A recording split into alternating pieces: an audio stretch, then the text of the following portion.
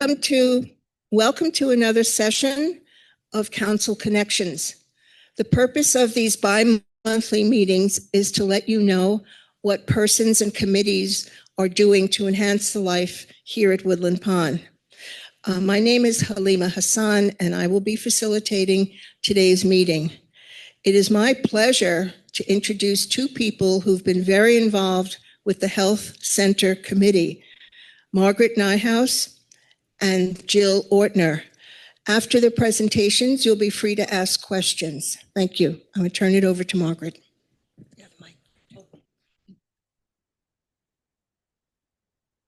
Hi, as most of you know, I was born in Virginia, but I've lived in Poughkeepsie since 1967 and at Woodland Pond since 2021. I graduated from the College of William and Mary, where I met my husband of 61 years almost. And I actually hold a master's degree from SUNY New Paltz, so it's like I've come back home. I taught mathematics at Our Lady of Lourdes High School in Poughkeepsie for 24 years, and my husband and I retired in 2000. And in those years, we have literally traveled the world, and we've participated in many volunteer activities. That was our life. My volunteer work, my two favorite ones, I will say, is the Poughkeepsie branch of the American Association of University Women, of which I have been a member for 56 years, and the Girls Workshop at ERVK. The Girls Workshop, unfortunately, closed during COVID, but it was a wonderful program. I still continue to volunteer with AAUW. I keep up their website, and I do all their email communication and lots of computer work. I love to read. I love to play computer games. I also like pinochle and mahjong. And I did always list biking, skiing, and scuba diving, but in the last 2 years, that's sort of been off my list. Here at Woodland Pond, I'm a member, of course, of the Health Center Committee. I served as a chair for 2 years. I'm a member of the Financial Review Committee, Art and Decor, and again, I do some computer work for them. I make the name tags, so if any of you need name tags, I'm the person you can send the information to. I'm also on the Landscape Committee. I regularly attend the Residence Council meetings in AL, Assisted Living, and the Skilled Nursing Facility. As it's really a part of my duties as a member, the position I'm doing now for the Health Center Committee.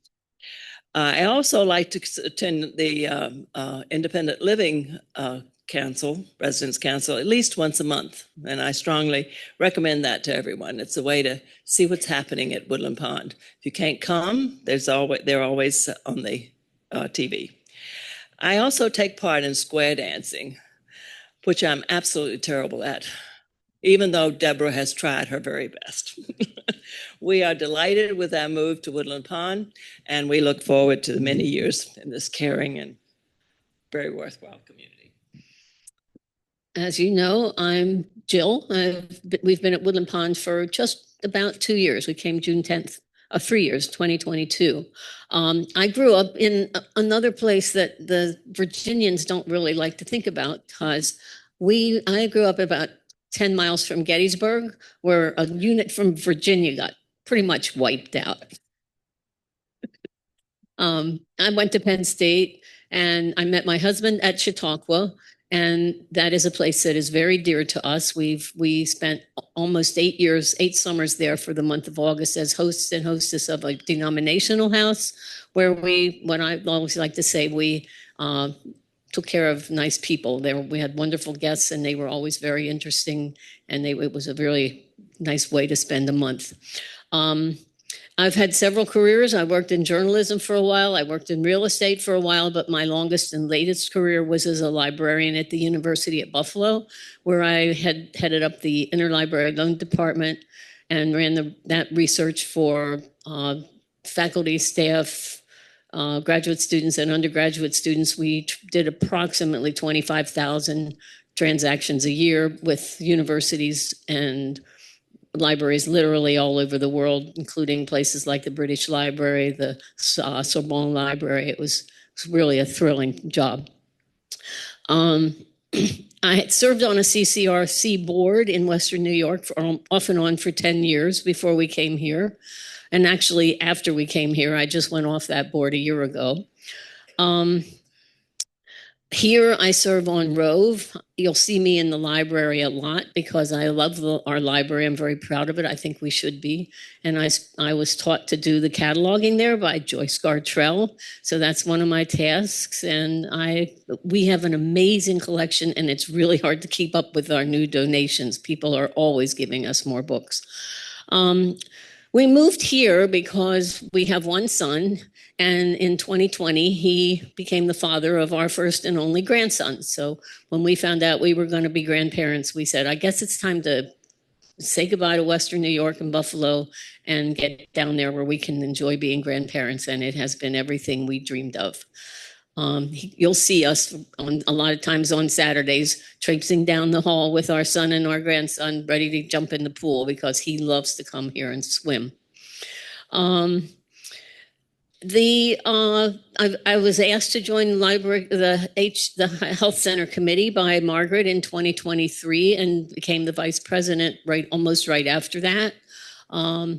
My responsibilities at first were as liaison as the dining liaison, which I also served with Joyce Gartrell and involved our visiting the health center residence councils to check on what the issues there were for dining.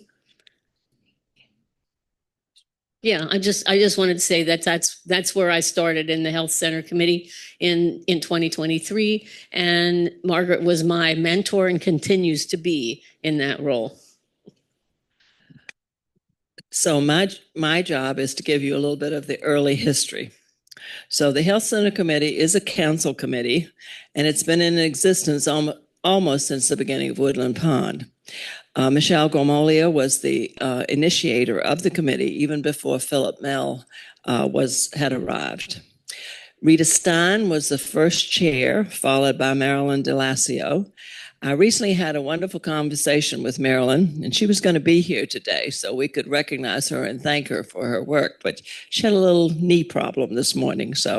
But she's still very enthusiastic about the committee, and she encourages all of you to join us. So Rita is not here. I did leave a message on her phone, but she's not here as well. But we thank them both for their work.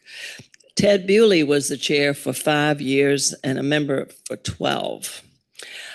He organized the committee so that the flow of communication was both to and from the health center, the residents. He asked me to join the committee when I first moved here, but in Ted's fashion, he had checked me out with a common friend that we had in Poughkeepsie before he asked me. So he knew he knew a bit about me before he asked. I always have found that very amusing because my friend told me.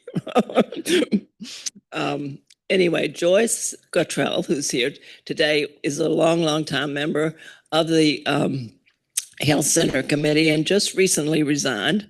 And Shalom Swartz, who's not here today, but they have both been longtime members, and we really appreciate the service that they've given to the committee.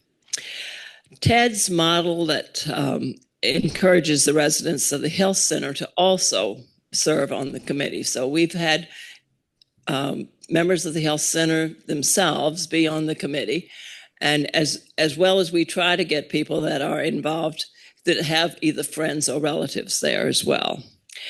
As with Rita and Marilyn, during the years that Ted served as the chair, there were many things that they did to make the life better for those that live in the health center. All of the health center chairs work closely with the administration, who are very, very cooperative.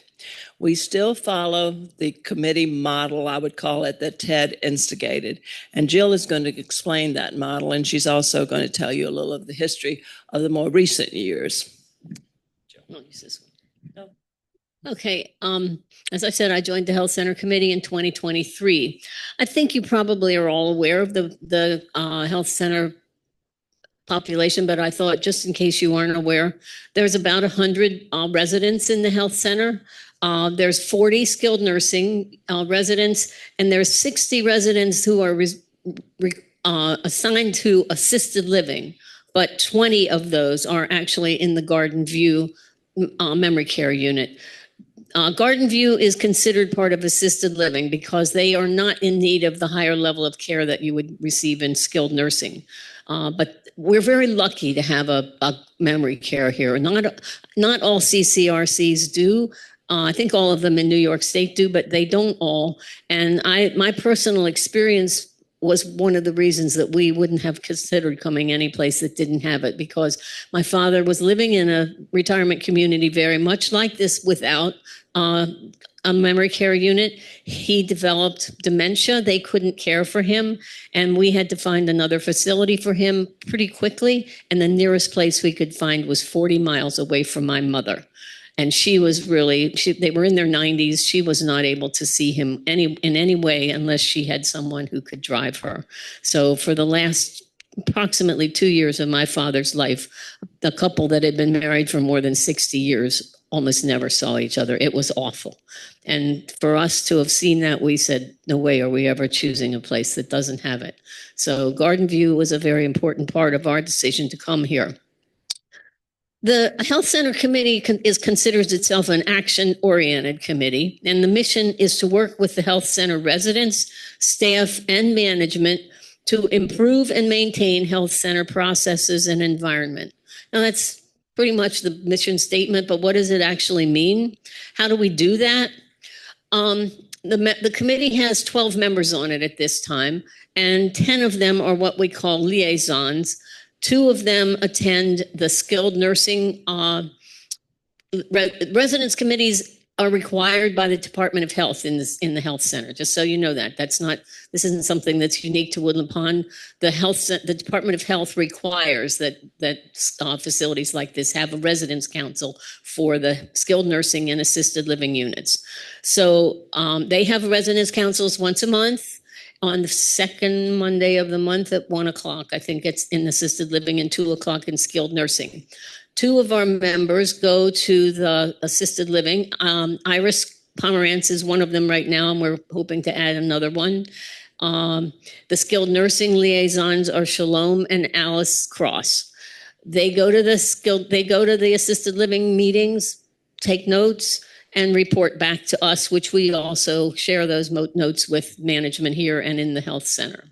And in addition to that, at the skilled nursing and assisted living residence councils, the second part of the meetings are devoted to dining issues in their units. At that time, usually Phil Cavallo, sometimes Jared, sometimes Lindsay, I'm not really sure who else might do it, come, and the residents are given the opportunity to praise and raise problems that they've been having in dining. Maybe the food is arriving cold. Maybe they're not getting what they ordered.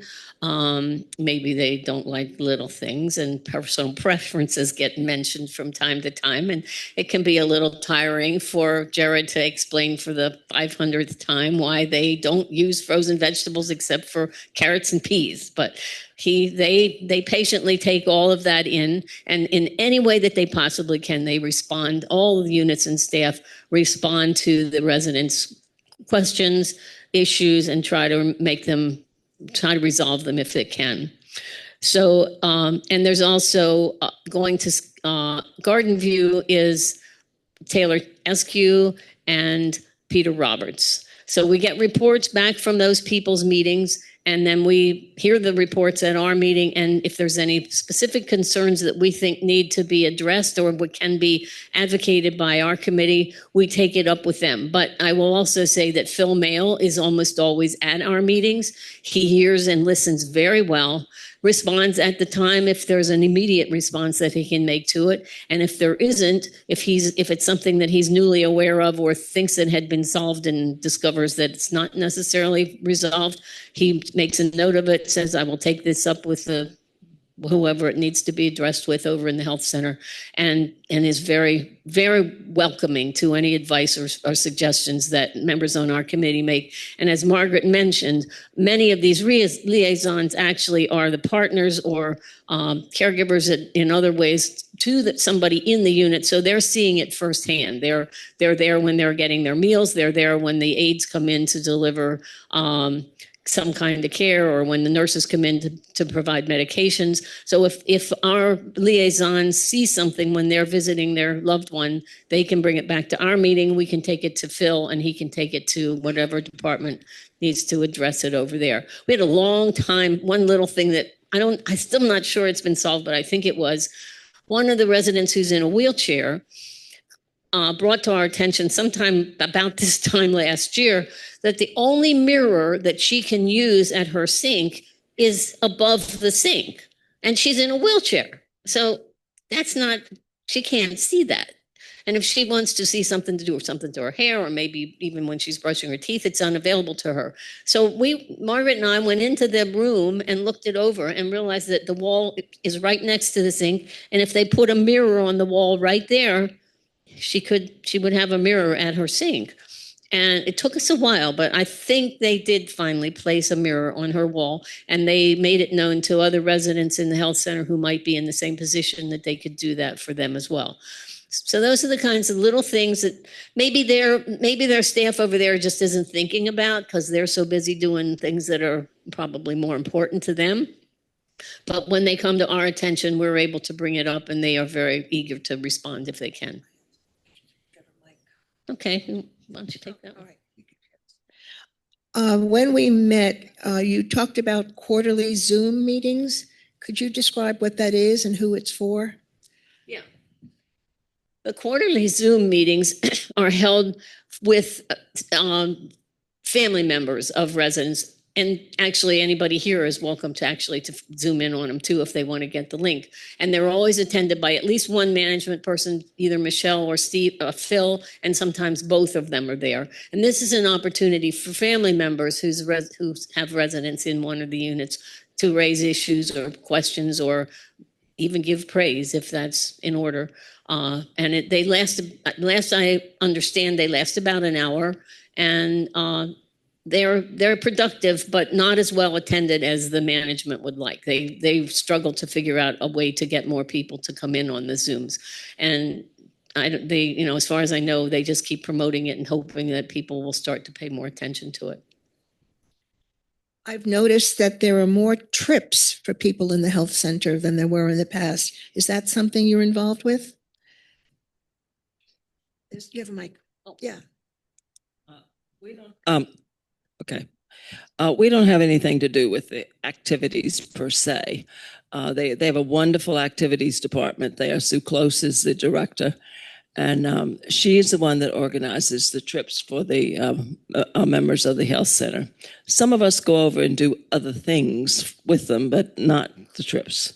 We, do activities with them. I have a little chat group on Fridays from 11 to 12, and we just sit around and talk, or Helen Foynback comes and we play games or whatever, but that kind of thing.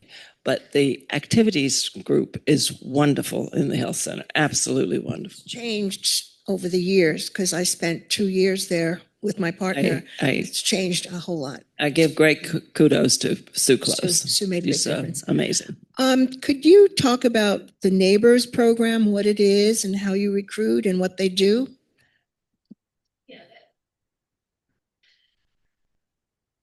Yeah.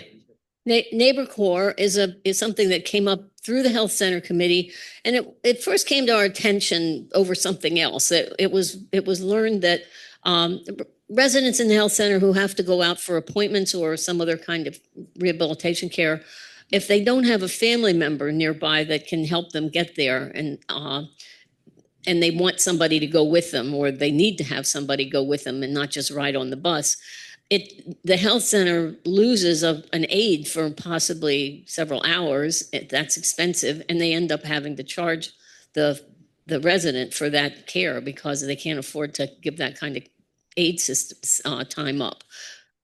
Yes, $30 an hour. So we thought there might be some way that we could do something about that. As it turns out, it really doesn't work because, again, the Department of Health steps in, and they don't want people like us who aren't trained to take people into doctor's offices. Now, right before we moved here, I had 2 friends who both needed that kind of help. One of them I took to a physical therapy appointment twice a week. I drove her like 20 miles, sat in the waiting room while she had her physical therapy and took her back home again. Another friend who was dealing with a lot of health issues needed to go to doctor's offices. I picked her up, drove her to the doctor's office, waited while she had her appointment, took her back home again. So I don't really understand why the Department of Health thinks when I move here, I can't do that anymore, but they do. But in the meantime, we thought, well, maybe there's something else that we can do. And Sue Close said, oh, yes, there definitely is something else we can do. And so we put our heads together and came up with Neighbor Corps. And the goal of Neighbor Corps is to try to bring these two communities closer together. We're over here, they're over there, but there's just one little set of double doors between us, and there is absolutely no reason why we can't be one community here. And that's actually been my goal this year on Health Center Committee, is to try to improve that. So last year I think it was around this time, we had tables outside the dining room, and we recruited more than 20 people from independent living. All they needed to hear was that we were looking for people to go over to the health center and do things, and they were very eager to sign up. We gave all their names and contact information to Sue Close, and she has been contacting people in independent living, asking them, I have somebody that would like to play games on Tuesday afternoons. Would you be willing to go over and play cards with her or some other kind of game? So somebody goes over and does that. You may know that Martin Lavender goes over to Garden View I'm not sure how often, once a month or more often than that possibly. And he just visits Garden View and does whatever comes up. Sometimes he tells stories, sometimes he plays games, sometimes he does some kind of dialogue with them. It's all whatever comes to mind and whatever they feel like doing while he's there. Some of the other people are going this time of year are helping people, if we ever get any nice days, help people go outside. There are residents in skilled nursing who really can't go outside by themselves, but they'd love to be able to sit on the porch for a couple of hours and enjoy the fresh air and hear the birds and just be out in the air. And so there are some of our residents who are meeting people to do that. I don't think they can do it right now. As Margaret said, she has her chat groups on Friday. She just sits around and I don't know, they have chat sessions just like we used to do at slumber parties. I understand you talked about just two double doors. Actually, there was a time when passes were issued to volunteers or visitors, like I had one, and then they stopped that. So it's not as easy as two double doors. It's walking around or going through. Yeah, but it's still there. I agree. It's not. Phil is very clear on why that is, and I think most of you know it's a security issue. There are people who really have to stay where they are unless they have somebody helping them, and they really can't afford to let anybody get through those doors who shouldn't. And so he's just very, very restrictive on how you can go through those doors. You have to really be staffed to have a pass to do it. And it's not that hard. If you don't want to walk outside, or if it's raining like it must be right now, you can always use the elevator, go up to the second floor, walk the length of the second floor assisted living, and that's no farther than walking around the side. It's the same distance. And then go back down to the health center reception and sign in, and then go to see whoever you need to see. So you're right, it's not just the double doors, but it is still there, and it's not that complicated. You said about 20 people signed up for your neighborhood core group. Out of those 21, about how many are actually serving? I think it varies. It depends on what kinds of things are needed. I would say most of them have been contacted. Some of them have said they couldn't do what she was asking to have them do. It's mostly on a single time basis. There are how many people that deliver mail? Four people. Wayne is one, Sue Gilder is one, Rolf is one, and Lucy Muller, and they deliver mail every day, which and Sharon Raphael, and they take mail over and deliver it to the rooms every day. And this is a really big assistance to the staff there, because when they don't have a volunteer like one of our independent living people, some staff person has to go through all the rooms and deliver the mail. And that takes a lot of time. But it's a nice way for the residents to also, both sides, residents, the independent living mail deliverer and the resident in the health center, to have a little bit of a social contact. If they, just drop it off and say, how are you doing? Talk about the rain, talk about some program that they might have both enjoyed. So that's one way. That's 5 people that are doing it every week. And then there are also people who get contacted on a one-time basis. They had a really big event a couple of months ago called a Wheel of Fortune event. I can't remember what the occasion was. It was in some recognition, but they had, I don't know, maybe 7 or 8 people from the Neighbor Corps went over and took part in the game and helped to pass stuff out and gave prizes out and stuff like that. There was a great big art show over there where they displayed the residents' art, and a lot of independent living people went over to see that. And it was amazing how much talent there is over there in the art world. So that was a big attendee. And then, as I say, she calls somebody up and says, a resident needs someone to sit with them or play a game with them. Would you be willing to do that once a week or once a month or more often? And they work out their own private schedule. So I can't really answer exactly how many, but I think most of the people who signed up have been contacted and have done something sometime. In your discussions with the residents of the health center, aside from food, which we know is a big issue, is there a recurrent issue that they identify as something they would like worked on?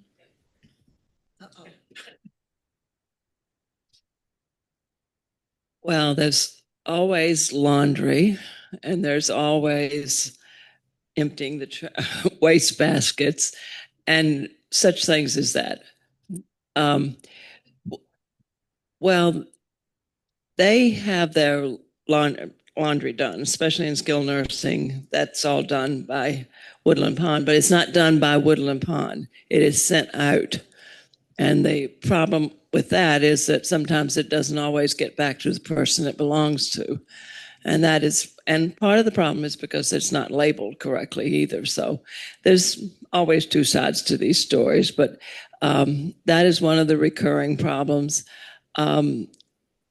The answering of the bells by the nursing staff is another recurring problem. And sometimes, I have been there, and I'm sure a lot of you have been there as a resident, as a patient, and you consider yourself the only one that's ringing the bell, but that is not, of course, true. And if someone needs help seriously, then they have to be serviced first. So, but it is a recurring problem, and everyone thinks it's their problem. So that is one thing that we talk about a lot in the residents' council meetings. Food, though, is everyone's biggest problem, I think, because I think it's the one thing that they can control or feel like they can control and have some say-so in it. There's a lot in their lives they don't right now, but food is one thing, and everybody has personal preferences. So it's a tough job. And just remember that our kitchen feed over 300 people every day. When I was over there visiting people, one recurrent problem was the 8 o'clock breakfast. They felt it was too early, but I don't know what could be done about that. They don't really have to come to breakfast. They have other things that they can have. And like in assisted living, there's a whole little kitchen area, and they can also bring them things that they want. Like if they want a muffin or something like that, they will bring them that. So they really don't have to go to 8 o'clock breakfast. So I think most of them get something to eat, but they should eat breakfast because they must have 20 different choices.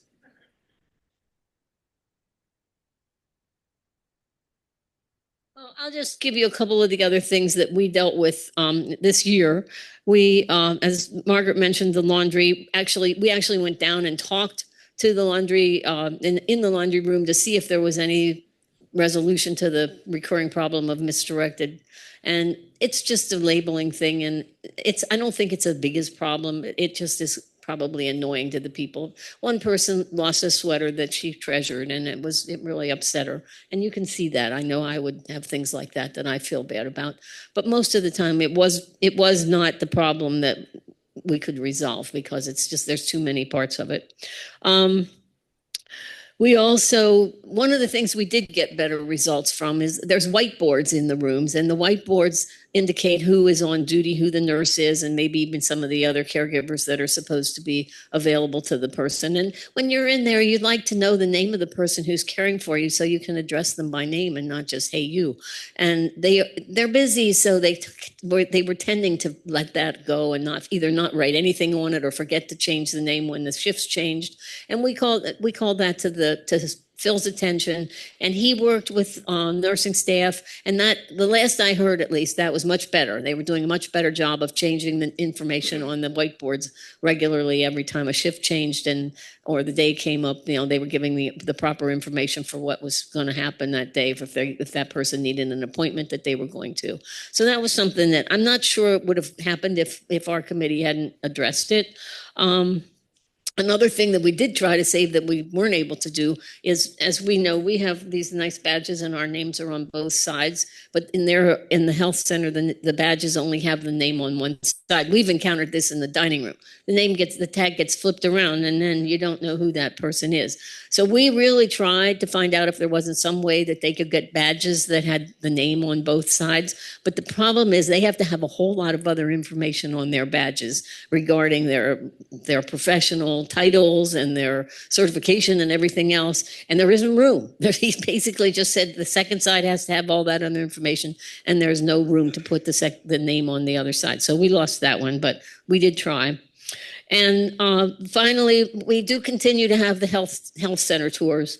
We're dropping them after this month. We won't have any in July or August, but starting up again in September. If you haven't taken one of those tours, you really should. People have a little anxiety about that side of our complex.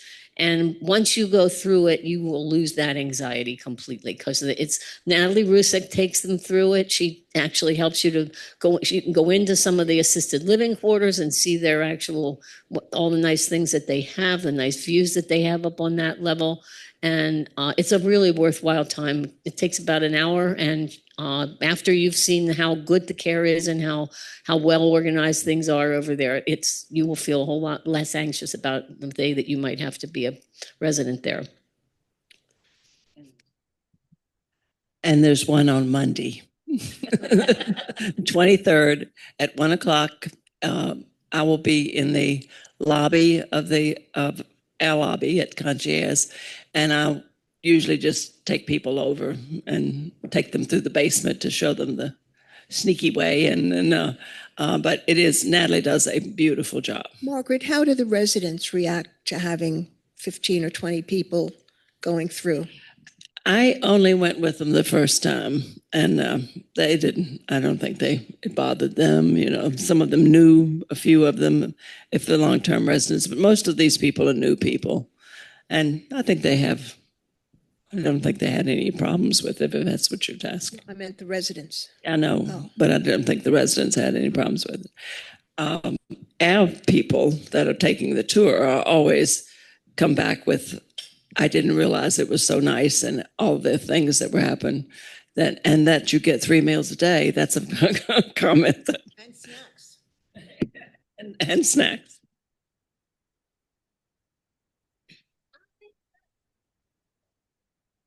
If there are nothing right now, we'll take questions from people. Just raise your hand, and Yakov will take the mic around if you have any questions.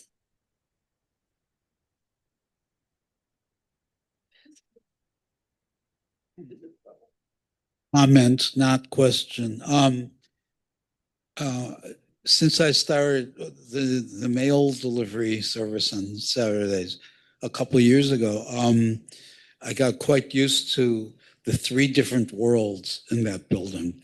And finally, I decided to come to your meetings. And it's the complexity of that meeting, unlike other committee meetings, it's 3 sets of input about 3 different kinds of worlds, different staffing, different patient needs, different kinds of patients altogether. It's fascinating, and it's a lot to juggle. And each of you, has run it so smoothly, the way, for years one heard about how it was run. It's always been, the committee that's perhaps the most meaningful in its accomplishments. A lot of other meetings are meetings for the sake of having meetings. So thank you for that.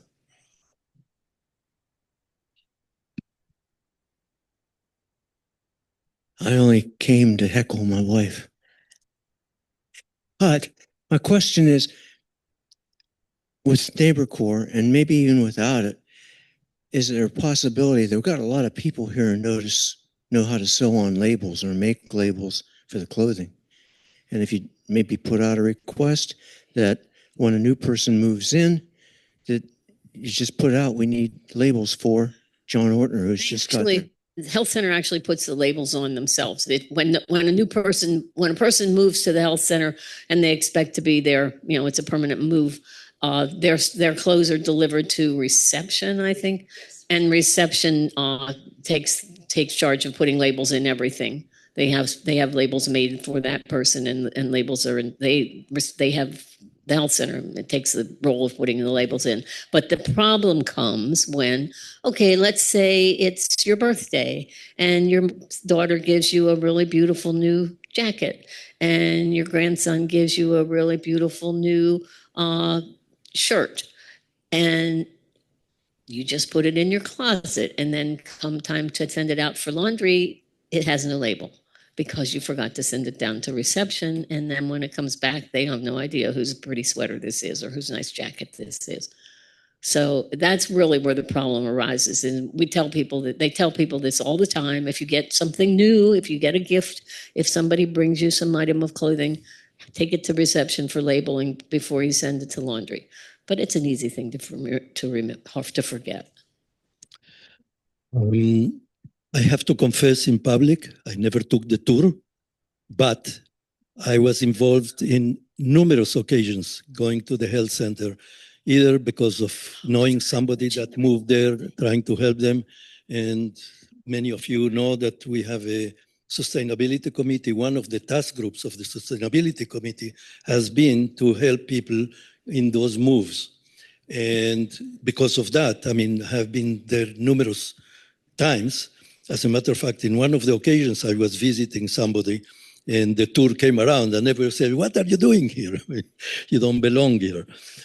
So in addition to that, my wife was there for 3 months until several weeks ago. And I can say that, the attitude of the staff, it's remarkable. Yes, there are issues. There is sometimes, ring the bell and, nobody comes, but it's the nature of things. I'm sure that they are not just sitting there playing cards and, you call them. And I just have to interrupt, Yaakov, because I forgot a really big thing that I wanted to mention. At the meeting 2 months ago, it was suggested that maybe there should be a repair cafe for the health center, because the health center members can't move around as easily as we do. And that's our repair cafes in here are on Saturdays when they often have outside guests and it's not convenient. So and I shouldn't say we, I should say Yaakov organized a repair cafe in the great room last Wednesday. it was last Thursday. And unfortunately, it was not a success, but that's not his fault. It was, we're going to debrief it at our meeting next week and try to figure out how to do it again and do it better. So we will discuss it, because I owe him. He put as much work and as much effort into that as he does in the repair cafes that we have over here, and we were very grateful to him for that. I have a friend in Skilled, and I asked her if she gets 1340, and she said no. Is 1340 available in the health center? I can't answer that. It have to be somebody that 1340 is that available in the health center? Or It should be. in-house television? Television. The Witherham TV. Add television for internal television. Oh, Oh, because that would foster a linkage between them and us even more. Yeah, I'm having the transmissions on channel 1340. I think that probably that needs to be brought up. I mean, all the issues with communications, I usually try to work out with Tarell but I don't see why not. I mean, I know that we were able to use the channels, I mean, because we have subscriptions. While Leah was in the health center, we had a subscription to TV channels, so she could. Yes. Not, you're talking about the individual rooms or on the great room? Where in the health? Huh? In the rooms. Yeah, I mean, we were able to communicate, to get our, what do you call it, not Imo, Roku. Yeah. What we're talking about here is the Woodland Pond community channel that we get all of our, like you can watch programs that are going on at the time.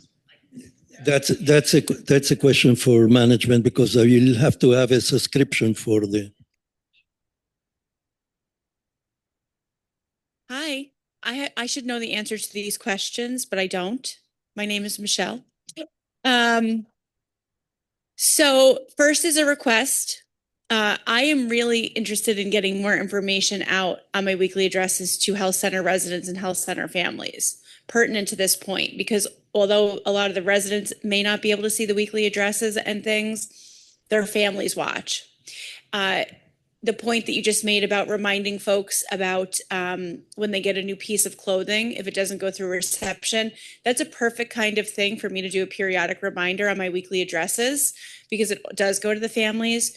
So I would ask you that if there are things as health center committee representatives, that if things come up to you during the week, if you could just let Lindsay know before 12:15 on a Tuesday, anything that you want me to remind people of. It's a perfect avenue or things you want me to talk about. We get audience from all parts of the community. So you could be a conduit. So I'd ask for that. The next question I have is, do any members of the health center committee attend the QAPI meetings? Have you ever been asked to or thought about that? So the QAPI meetings they're every 2 months. It's the quality assurance and performance improvement meetings that are held for the health center, and it's a compliance issue, but it's really where our team has identified things that need work, and we do qualitative and quantitative measurements and what we call performance improvement plans to work through the issues. So you have dashboards and you go through a series of things like about how many people have advanced directives documented, call bell issues, and this is where the team gets together and talks strategies. So I was just wondering if anyone from the committee goes. I have been a couple of times. They don't always remember to tell me when they are, but I've been 2 or 3 times. They're very impressive. Well, because of the information that you get. Larry Randall goes from the health center not as a representative from our committee, but as a representative from the health center. As a resident, because they did encourage that, and so Larry agreed to do it at one of the residents' councils. Would it be helpful if we had Philip's assistant provide you with the calendar of the QAPI meetings? Yes, if she remembers most of the time, but I don't think I've been to one in the last 2 months. Okay, there's one Tuesday if you want to go. But I mean, I think it's good if we have advance notice, but we want to open it up and you're certainly welcome to attend. So it's a good place to see. The last thing I just want to mention is in addition to the whiteboards containing the name of the person and any appointments that they might have, one of the things that it is supposed to contain is a date and the day. We are looking at electronic devices that we can replace the whiteboards with for the day, the date, and the time. So we want to purchase large font digital clocks that have the time, the day of the month or the week, the date on them. So we have brought in several samples now, and we have yet to find a version that's UL rated, and they have to be UL rated. But I do want you to know we are working on that, because it would eliminate a lot of the questions that come up and a lot of the confusion related to, I know people are not always sure what day it is or date or the time. So we are working on that actively.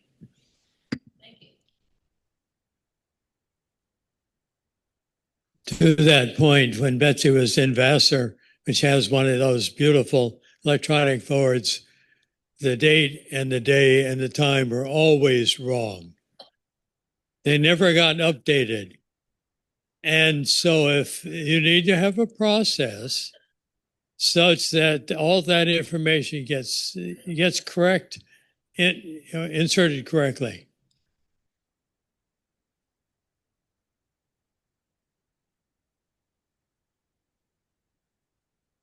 I don't have a question. I have a comment. I've been here for 15 years. So I have been aware of the people who headed up the health center. And we are so very blessed to have Philip Mayle as our head of the health center now. Philip gives a report at every health center committee meeting that's very helpful and is open and receptive to whatever. So we are very, very lucky to have him.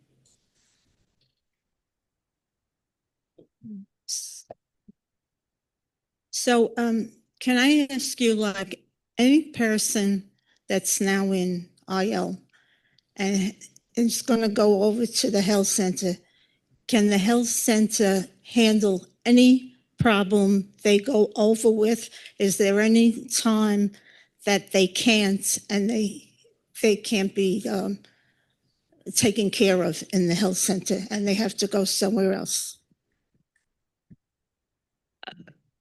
I'm not sure that we should answer that, because that is a medical question, but I am sure there are cases where they cannot, because it is not a full hospital situation. So I don't know, Michelle, do you want to say anything about that?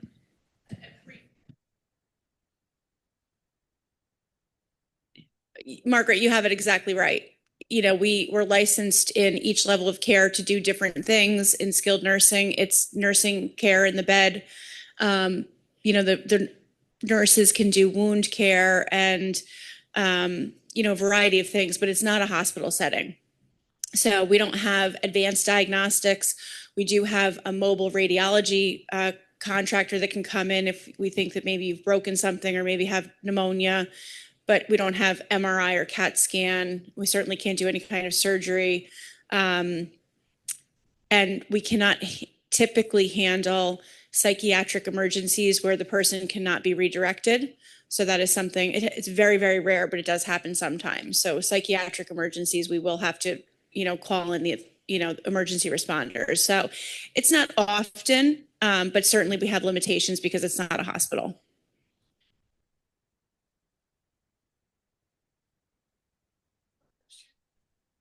I'd like to give the lead to Anthony.